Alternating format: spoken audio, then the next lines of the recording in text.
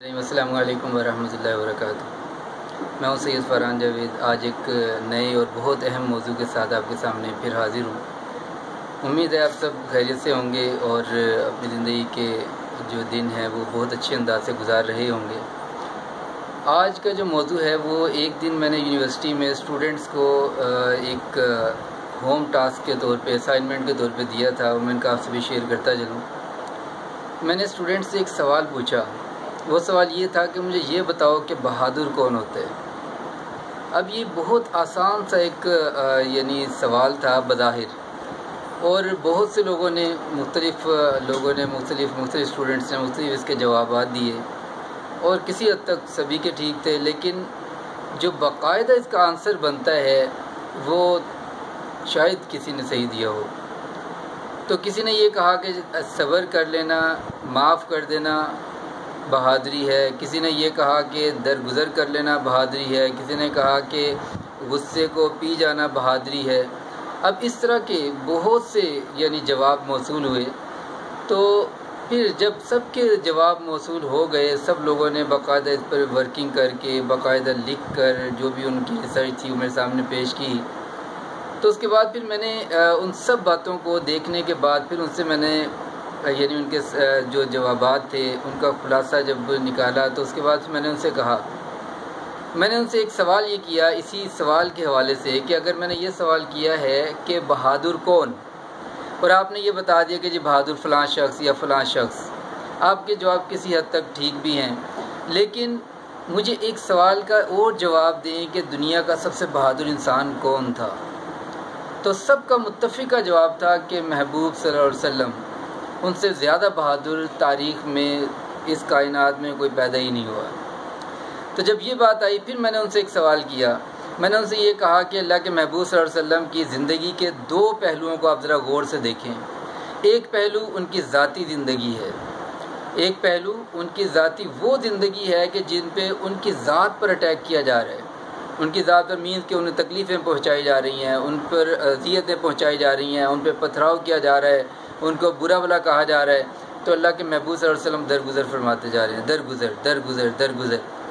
تو یہ تو ہے درگزر کا پہلو، لیکن دوسرا پہلو جو ہے وہ ہم اکثر بلا دیتے ہیں، اور افسوس اس چیز کا ہے کہ ہمیں جو تعلیم دی جاتی ہے وہ بھی یہ دی جاتی ہے کہ بس درگزر کریں، غصہ پئیں غصہ پئیں غصہ پئیں، صرف یہ پہلو دکھایا جاتا ہے، دوسرا پہلو ہمیں بتایا ہی نہیں جاتا کہ اصل میں کس موقع پر غصے کا اظہار ضروری ہے اور کس موقع پر غصے پر قابو پانا، غصے کو پی جانا ضروری ہے۔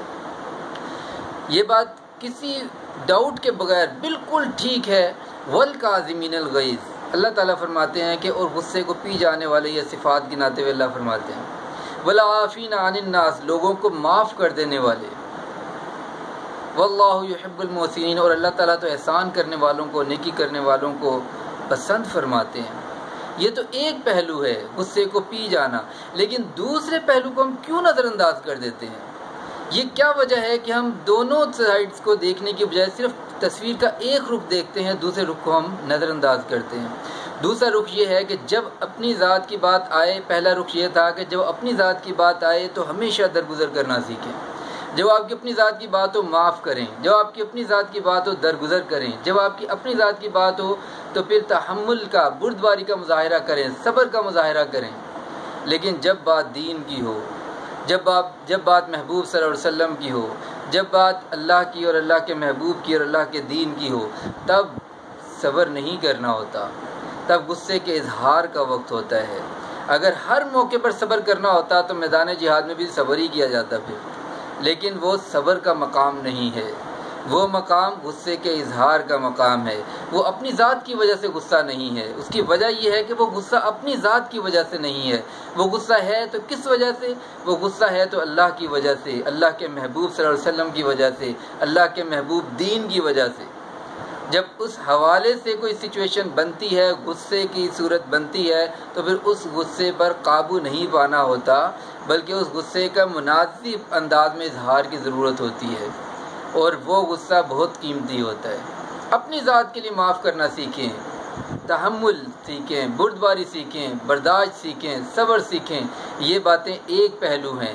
دوسرا پہلو بھی اگر آپ اس کو بھی اگر سمجھیں گے، دونوں پہلوؤں کو جب آپ مد نظر رکھیں گے اور اس کے مطابق عمل کریں گے تو یہ بہادری ہوگی. مجھے بہت امید ہے کہ یہ ایک بات آسان سی تھی، لیکن کیونکہ ہم ایک پہلو کو صرف جانتے ہیں، کیونکہ ہمیں تعلیم ہی وہ دی جاتی ہے، تو اس لیے آج میں دونوں پہلو آپ کے سامنے رکھے اس لیے ہیں تاکہ آپ کی یہ کنفیوژن دور ہو کہ ہمیں کیا لیسن دیا جاتا ہے اور کیوں ادھورا لیسن کیوں دیا جاتا ہے.